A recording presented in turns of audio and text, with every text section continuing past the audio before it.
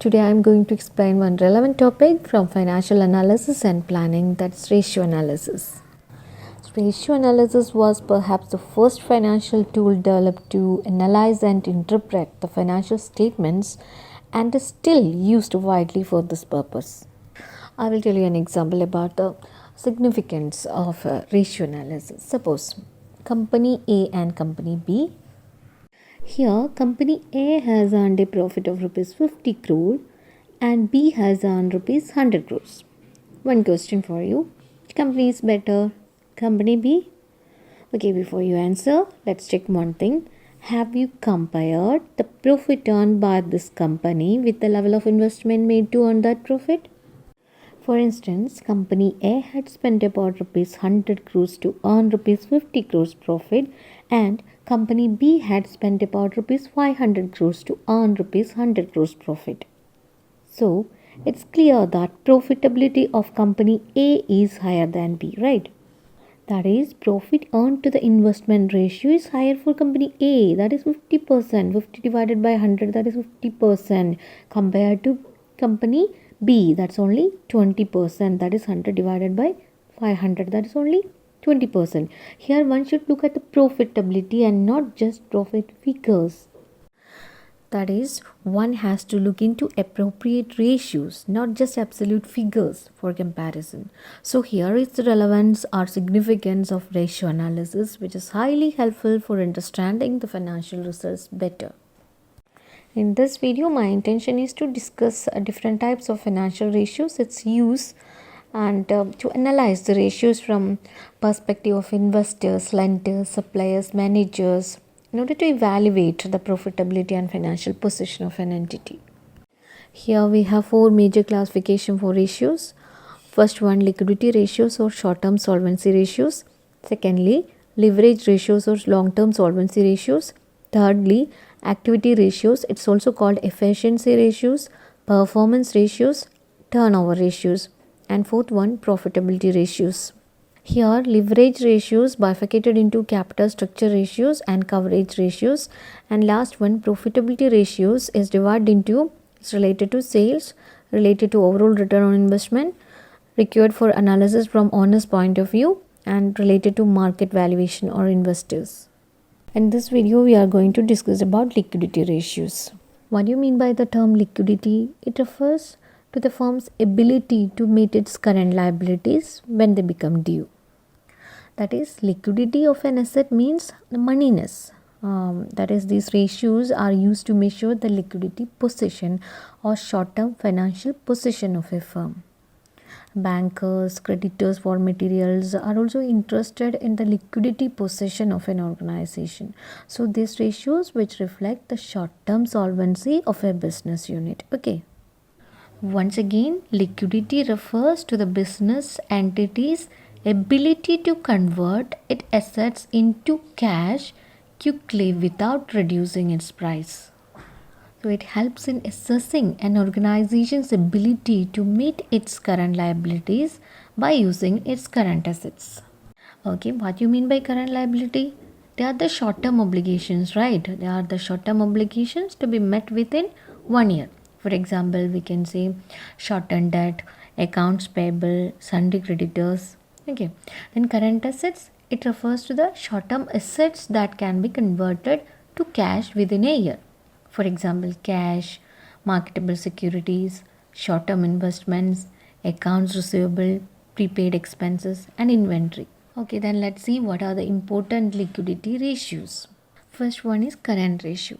It is defined as the ratio of current assets to current liabilities. So it shows the relationship between total current assets and total current liabilities. It's a measure of firm's short-term solvency. It's also called working capital ratio. So current ratio is equal to current assets by current liabilities. So current assets means cash or those assets which can be converted into cash within a year. That is normally include cash in hand, cash at bank, marketable securities, stock, bills receivable, sundry debtors, and prepaid expenses. Current liabilities are those liabilities which are to be repaid within a year. So current liabilities include sundry creditors, bills payable, bank overdraft, provision for taxation, etc. Okay, let us understand this with the help of one illustration. See this question, the balance sheet of XYZ Limited. you have to compute the current ratio from this balance sheet. Okay, liability side, asset side. The liability side, share capital 10 lakh, general reserve 8 lakh, profit and loss account 3 lakh, accounts payable 4 lakh, total 25 lakh. The asset side, land and building 10 lakh, plant and machinery 4 lakh, inventory 3 lakh, accounts receivable 5 lakh, cash and bank balances 3 lakh, total 25 lakh. Okay, let's see its solution. Equation, current ratio is equal to current assets divided by current liabilities. So what current assets we have here? Inventory is there. Inventory current asset, right? Then account receivable, cash and bank balances. The total would be 11 lakh. Then current liabilities, only account payable, that is 4 lakh. Therefore, current ratio is equal to current asset divided by current liabilities. Therefore, 11 lakh divided by 4 lakh, you will get 2.75. So, a current ratio of 2:1 or higher is considered good for almost all organizations. However, investors and analysts need to be careful while assessing an organization's liquidity based on this ratio. This is because an organization with a high current ratio may not always be in a position to pay off its liabilities if the major part of its assets is composed of slow moving or obsolete inventories. Similarly, an organization with a low current ratio may be strong enough to pay its current liabilities if the major part of its current assets is composed of highly liquid assets, that is cash, bank balance, marketable securities and fast moving inventories. Okay. There is one limitation for this current ratio. One limitation is that it assumes that all current assets of a business entity can be easily converted into cash. So this assumption may not always be true. There are current assets such as inventory and prepaid expenses which cannot be readily converted into cash. To overcome this limitation, there is another ratio called the Quick ratio. The Quick ratio is also referred to as acid test ratio. So Quick ratio is equal to liquid current assets divided by current liabilities. Mathematically, it can be expressed as follows, that is Quick ratio is equal to cash in hand plus cash at bank plus receivables plus marketable securities divided by current liabilities. In other words, they are current assets minus stock and prepaid expenses. Stock cannot be included in quick assets because it's not easily and readily convertible into cash. Prepaid expenses by their very nature cannot be used for payment of quick liabilities. So quick ratio is considered to be superior to current ratio in testing the liquidity position of a firm. Let's look at this illustration to understand quick ratio. Here, balance sheet of X company limited is given to you as on 31st March 2005.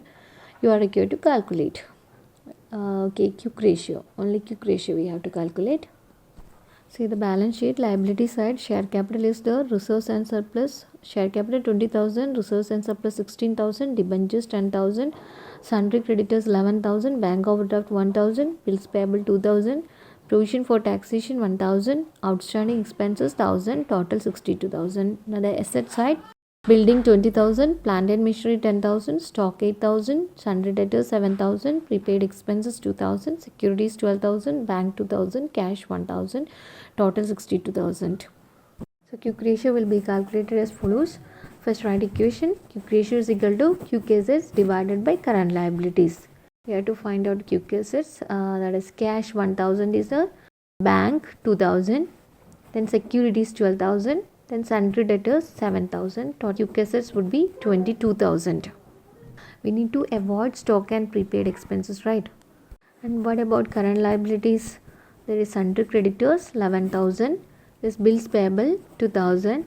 There's outstanding expenses 1,000. Plus provision for taxation 1,000. And bank overdraft 1,000. Total would be 16,000. Quick ratio is equal to quick asset divided by current liabilities, that is 22,000 divided by 16,000, 1.37:1. This current ratio and quick ratio are the major liquidity ratios. There is one more ratio, it's called cash ratio. Its another name is absolute liquidity ratio. This ratio measures the absolute liquidity of the business. That is, it considers only the absolute liquidity available with the firm. Equation would be cash ratio is equal to cash and bank balances plus marketable securities divided by current liabilities, or Alternatively, we can use this equation also, that is the cash and bank balances plus, instead of marketable securities, we can use current investments divided by current liabilities. Okay, so its interpretation would be the absolute liquidity ratio only tests short term liquidity in terms of cash and marketable securities or current investment. Okay. Okay, in our next video we would be discussing about solvency ratios. Okay, that's all for today. Thank you for watching.